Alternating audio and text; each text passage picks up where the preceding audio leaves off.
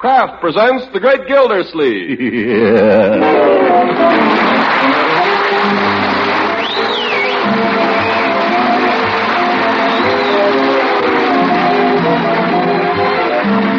Cheese Company will also bring you the Kraft Music Hall every Thursday night. Present each week at this time Harold Peary as the Great Gildersleeve, written by John Wheaton and Sam Moore. We'll hear from the Great Gildersleeve in just a moment. But first, here's something of great importance discovered in a recent nationwide survey of typical American homemakers. The principal cause of food waste, this survey revealed, is food spoiling before it can be used up. And bread, mind you, was at the very top of the list. Now, enriched bread is one of our important wartime foods, so let's try not to waste a single crumb. To prevent waste, why not make your bread taste extra good by spreading it with delicious Parquet margarine?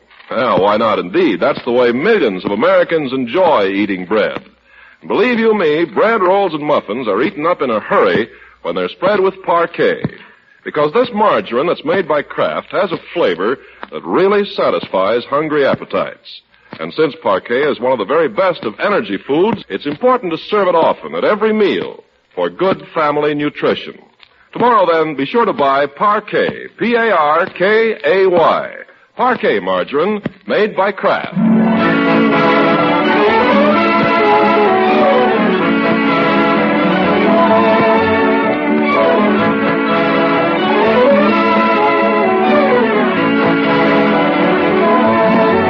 Now let's look in on the Great Gildersleeve, whom we find at home and at peace in the bosom of his family. Having just enjoyed a quiet dinner with his niece and nephew, Marjorie and Leroy, he pushes back his chair from the table and reaches in his vest pocket for an after-dinner cigar. Thought I had one. Cigar, Unc? I'll get you one. Well, thanks. Are we in your way here, Bertie? Oh, no, sir, Mr. Gildersleeve. Just sit still. I hope you don't mind if I clear away the dishes, though. I got a meeting tonight down at the church. What's the meeting about, Bertie? Religion and the post-war world. I'm supposed to bring the donuts. Here's your cigar, Unc. Shall I bite the end off for you? Oh, I'll attend to that myself, thank you. Match. I got one. Oh, thanks.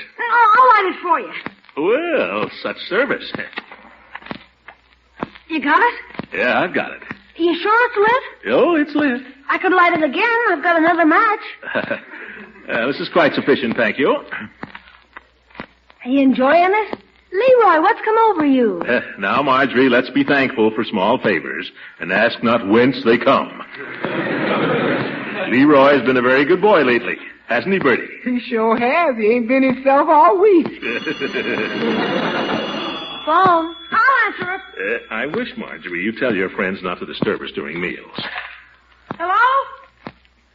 Yeah, this is Leroy. Who's this? Oh. Hello, Miss Goodwin. Miss Goodwin? Yeah, he's here. Just a minute, please.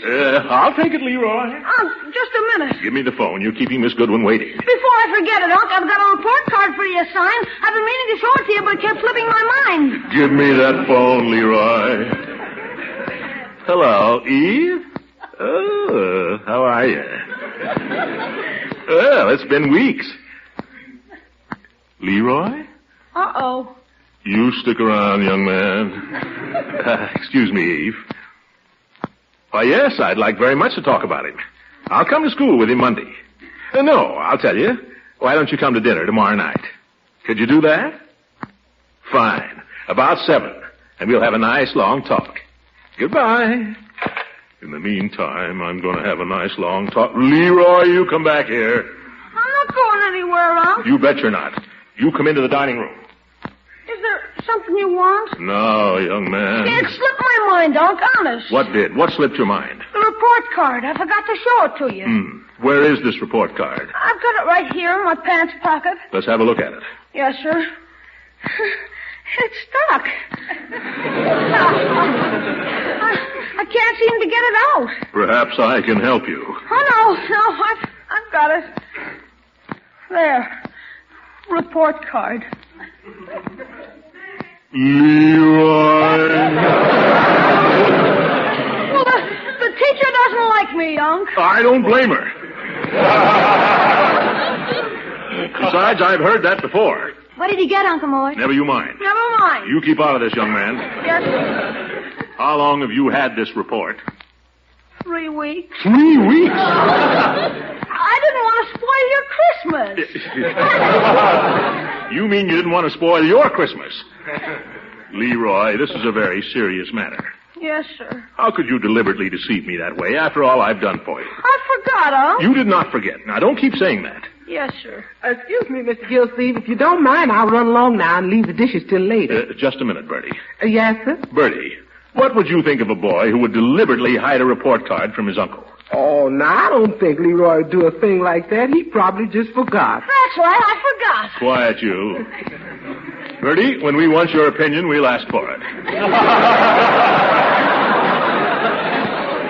Excuse me, I thought you did. Well, I'll be going now. By George, Leroy, I don't know what I'm going to do with you. It seems to me you just go from bad to worse. Yes, sir. You won't study, you have no manners, you won't brush your hair. You think he might clean his nails before he comes to the table, too? Oh, yeah? Let's see yours. I dare you. There, yeah. Well, they'd look a lot better with that red stuff on them. All right, how about that note from the teacher you didn't deliver? All right, how about the time you and Wally took the car out without permission? Stop it, both of you. I'm not interested in any tales told out of school. If there's anything I abhor, it's a tattletale. I refuse to listen to anything of the sort. What's this about taking the car out, Marjorie? Aren't you going to ask him about the teacher's note? I'm asking you about the car. All right, Leroy, what about the note? I lost it. That's not true. I found it when snooping in wastebaskets, hey? Now, just a minute, you two. Leroy, what was in that note? How should I know? It was addressed to you. What was in the note? It said, where's the report card? Young man, do you know what happens to people who tamper with the mails? They go to the penitentiary. Oh, gosh, I didn't... They go there for 5, 10, 15 years, maybe life.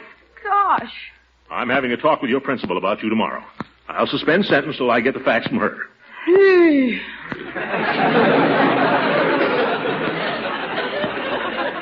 She's coming here to dinner, and I want you to make a good impression for once. Oh, I will. Not if you look the way you do now. What's the matter with the way I look now? Those pants, look at them. Look at the knees. They're the only pants I got, Unc. That's ridiculous. You've got plenty of pants. I bought you pants only last, we'll buy you some more. Now, stick your shirt tail in.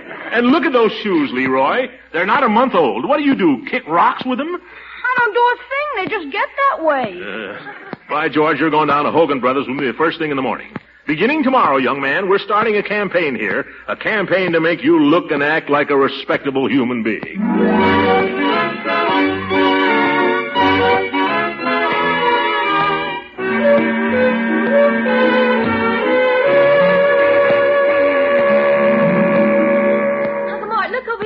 It's the cutest suit for Leroy. Oh, my gosh. Oh, where is it, my dear? Over here on this model. See? Standing on the counter. Oh, Unc, you don't want me to look like a wax dummy. You're never clean enough to look like a wax dummy, Leroy. By George, that just isn't the suit I had. Well, I kind of like that. Yes, gentlemanly. But at the same time, perfectly comfortable. Ought to wear well, too. Flannel, wonderful stuff. How do you like it, Leroy? Where would I wear a suit like that? What do you mean, where would you wear it?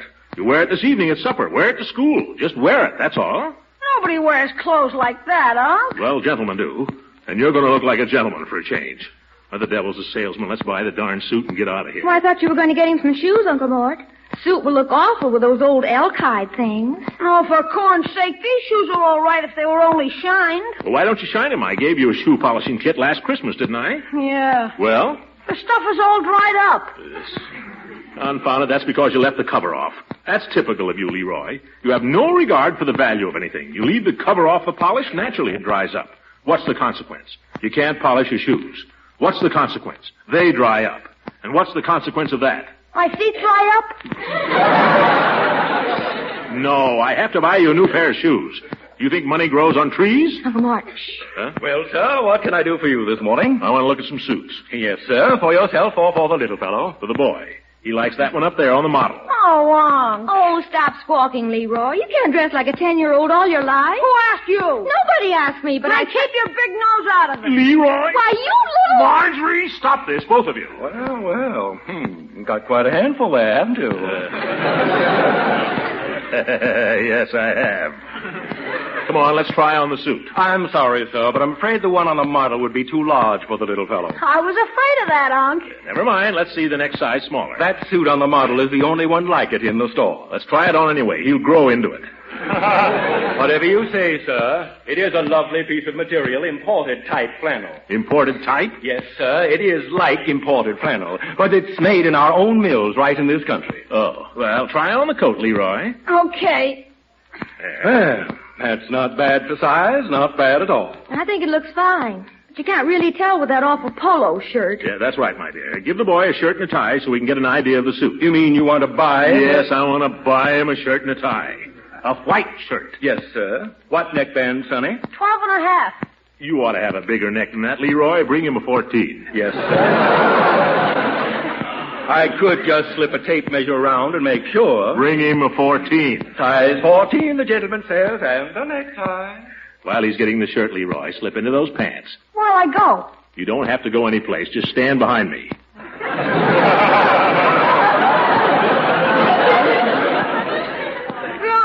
You want me to feel like a shoplifter? Don't be ridiculous. Get into those pants. Well, make Marge turn around. Oh, Leroy.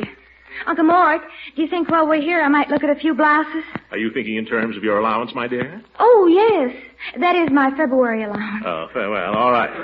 But make it snappy. Oh, I'll be right back. Yes, sir. Here's the shirt and tie. What happened to the little fellow? Oh. There I am. Now put these on, Leroy. Okay. Bring him a pair of shoes, too. Yes, sir. Got a shoe stamp? No, not with me, but I got plenty of them at home. I'm sorry. Hogan Brothers cooperate 100% with the OPA. I want the boy to try on a pair of shoes. If they're any good, I'll send them down with the stamps this afternoon. Yes, sir. And I'll thank you not to question my patriotism. What size shoes, Leroy? 4.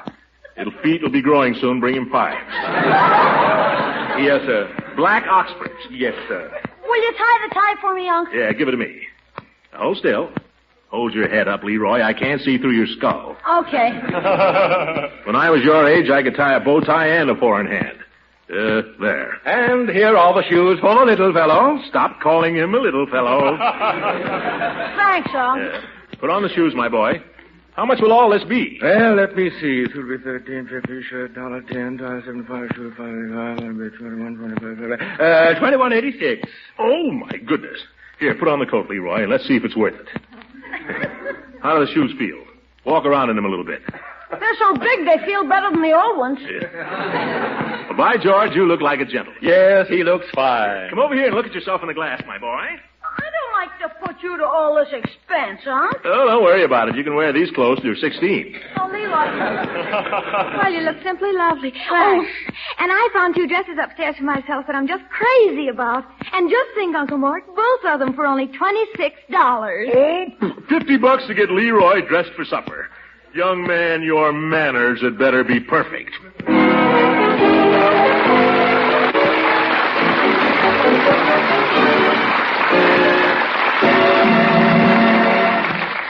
Great Gildersleeve will be with us again in just a few seconds. You thoughtful mothers know, of course, how important it is to serve good, hearty, hot breakfasts. We all need lots of substantial, nourishing foods these war-busy times to give us plenty of pick-up and go for the day's work ahead. And that's why Parquet margarine deserves such an important place on your breakfast table and at every other meal. You see, Parquet's delicate, pleasing flavor is such a treat on toast, biscuits, pancakes, and waffles. You get a genuine glow of satisfaction from eating the foods that are good for you. And then, too, Parquet margarine is itself one of the best among energy foods. Helps provide the drive and pep you need to keep going through the day. And because each pound of Parquet margarine contains 9,000 units of vitamin A, it aids in supplying another important nutritional element. So enjoy Parquet margarine at breakfast, lunch, and dinner every day. Tomorrow, ask your food dealer for Parquet, P-A-R-K-A-Y. Parquet margarine, made by Kraft.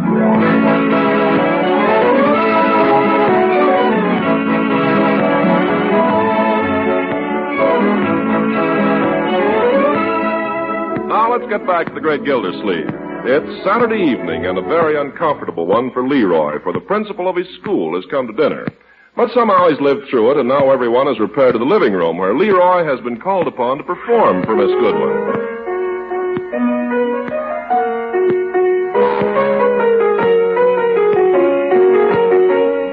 Why, I had no idea the boy was so musical, Throckmorton. Well, he comes by it naturally, I suppose.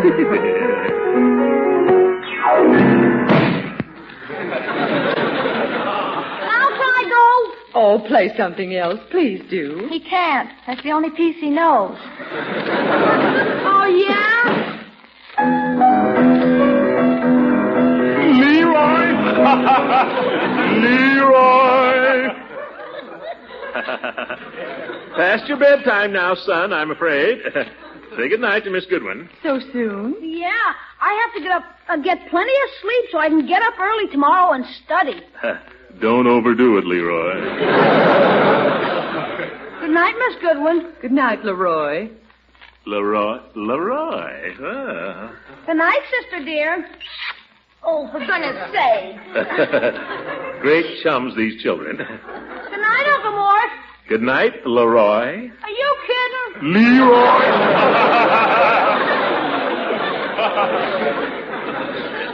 Go to bed, my boy. Here's the after-dinner coffee, Mr. Gildersleeve. Where's something? Set it on the table here, Bertie. I'll clear space. Oh, thank you, sir. I'm afraid I'm going to have to ask you to help me get down them Demeter's cups. We ain't used them in so long. They're on the top shelf. That's all right, Bertie. Miss Goodwin won't object to a regular-sized cup, I'm sure. Oh, not at all. After all, we're just home folks here. Them little ones ain't big enough to put in your eye anyway. I like a man-sized cup myself. Bertie's a jewel. You're very lucky to have her. Well, Uncle Mort, I guess I better be going, too. What? Not to bed on a Saturday night. No, I thought I'd go down to the public library for a while and read. Huh? Good night, Miss Goodwin. It was so nice of you to come over. Good night, Marjorie. It was so good to see you again. Good night, Unky darling. Good night. I'll leave the key under the doormat in case the library closes late.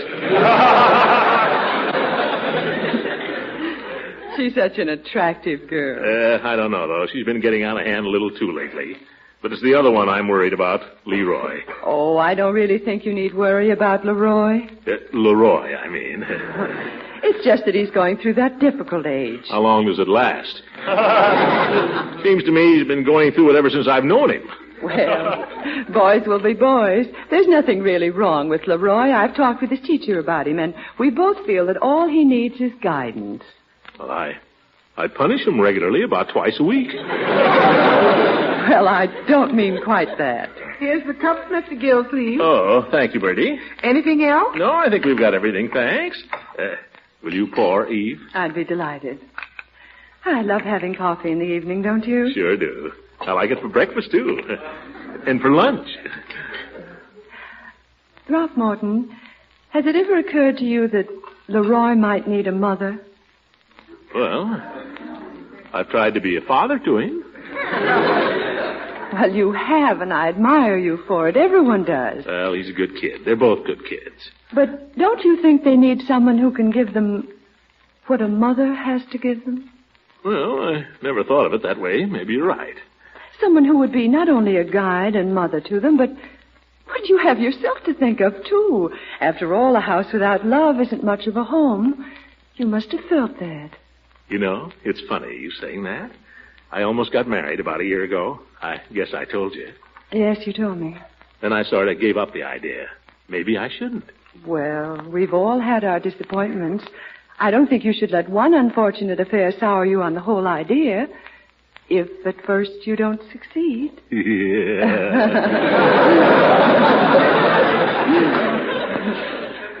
Eve, you're wonderful.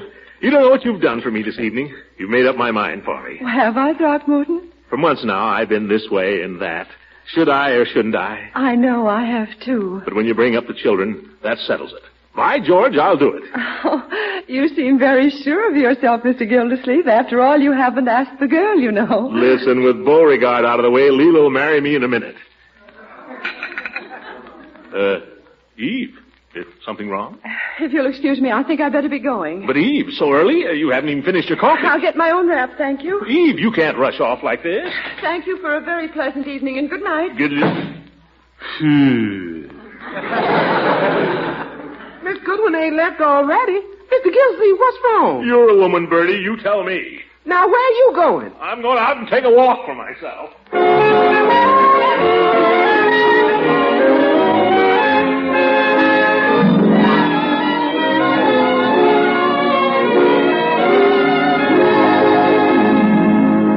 I just can't understand it, fellows. 1 minute she's as cool as a cucumber, gives me plenty of good sound advice, and the next minute she walks out in a huff. I tell you, gentlemen, the deviousness of a woman's mind and the inconsistency of her whims are enough to discourage a man from having anything to do with the entire sex.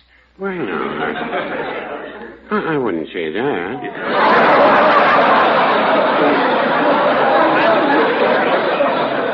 Peavy? You mean to tell me Mrs. Peavy never has any whims? Well, I wouldn't say that either. But when you've been married as long as I have, you begin to notice that the same old whims keep coming up. And if you're smart... If you're smart, you wouldn't be married. Well, Judge, why so bitter? I'm not being bitter, Gildy. I'm simply facing facts. Well, Judge, people have been getting married now for quite some time. There must be something in it. Oh, don't misunderstand me. I have nothing against marriage. I'm all in favor of it. For other people. Yeah, for other people. Now, our friend Gildersleeve here has obligations. He has children. A man in his position ought to get married. That's the judge, always thinking of others. Besides, I think marriage would be a great thing for Gildersleeve. Might make him less ornery, huh, Peavy? Well, I wouldn't want to guarantee that. Just think, Gildy. You'd come home at night. There'd be the little woman waiting for you in a pretty little apron, and Leroy all scrubbed and brushed and smiling. I can see it now. I can't. After dinner, you wouldn't have to spend your evening hanging around drugstores talking to old goats like me and Peavy. No, you could settle down to a nice, dull game of dominoes. Now, there you're wrong, Judge. It just so happens that the lady I have in mind can't stand dominoes. You can say what you please, but the more I think of it, the better I like it. Let me ask you, Gildersleeve, have you any reason to think the lady of your choice would have you, even if you ask her? She'll have me, don't worry. That's one thing about her. She may have her faults, but at least I know where I stand with her. One other thing. You haven't told us yet who the lady is. Wouldn't you like to know? Well, I always said it was a pity you didn't marry Leela. Of course, I didn't mean it. I still have some hopes in that direction myself. But if you found someone else... I thought you said marriage was not for you. Well, don't believe everything you hear. Well, I guess I'll be toddling along. I've got business to attend to. Say, Peavy, come here a minute. Yes? You know what I think? If you just ask me... What are you two whispering about over there?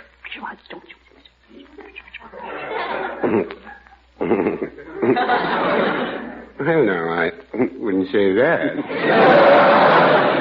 Come on, what are you two talking about? Well, Mr. Gildersleeve, there's one thing we'd like to know. What's that? Has the lady in question met Leroy? Well, she knows what she's getting into, don't worry. And she's still willing to marry you? Then I'd say it was a perfect match, wouldn't you, Peavy? I'd say it was ordained in heaven. Good luck, Mr. Gildersleeve. I don't need luck, Peavy. This is in the bag.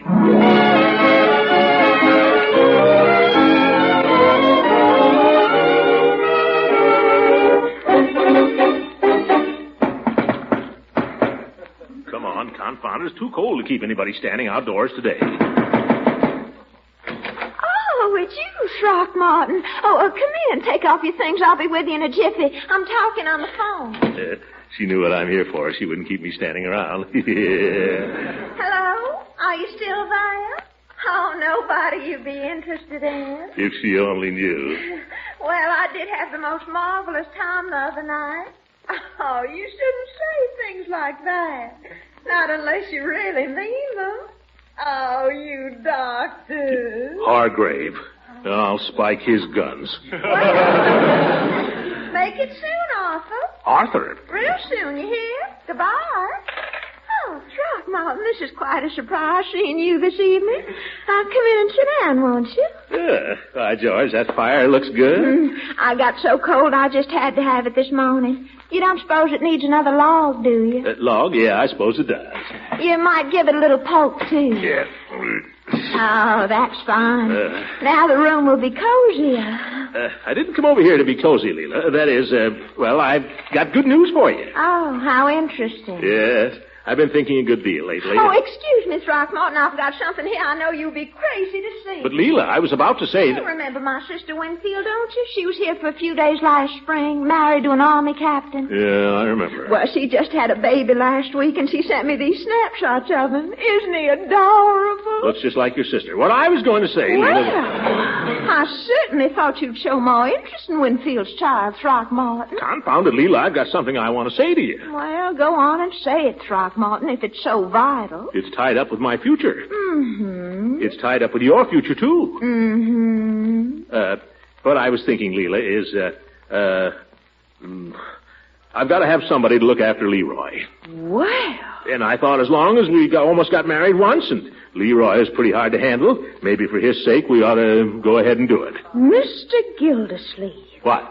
I'm sure I can't imagine how I could have ever considered marrying you at any time. But, Leela... Kindly leave my house, Mr. Gildersleeve. Your presence is most unwelcome. Unwelcome? Oh, my goodness. Now what have I done wrong?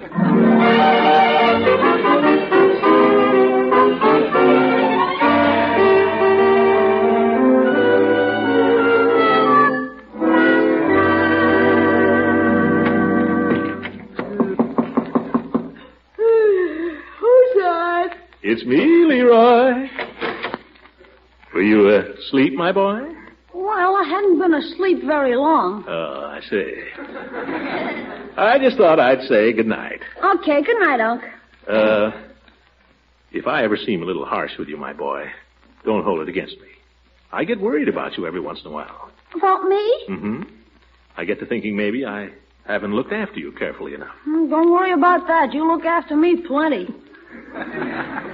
Well, I want you to feel free to come to me with any problems that are bothering you. I will if I get any. Come and talk to me the way a boy might talk to his mother. Okay. You don't think you need a mother particularly, do you? You mean right now? Yes. Unc, you're not going to go and... No. That is, there's nothing very immediate anyway. I'm glad to hear that. Yeah, I think we're doing pretty well. The way we are, you're a pretty good boy. Okay, let's not bring in any outsiders. I won't. Well, good night, Leroy. You can go back to sleep now. Back to sleep? Oh yeah. Say, Unc, as long as you're here, how about signing my report card before I forget it? Oh, yes. It's right there on the dresser. All right. Signature, parent, or guardian. Yes. Throckmorton P, Gildersleeve. There. Thanks a million, Unc. Good night. Good night, my boy. Sweet dreams. By the way, Leroy, the next time you're reading in bed and you hear me coming, don't turn out the light. It works better if you pretend you fell asleep with the light on. What? Yeah. Good night. Gosh, what a character.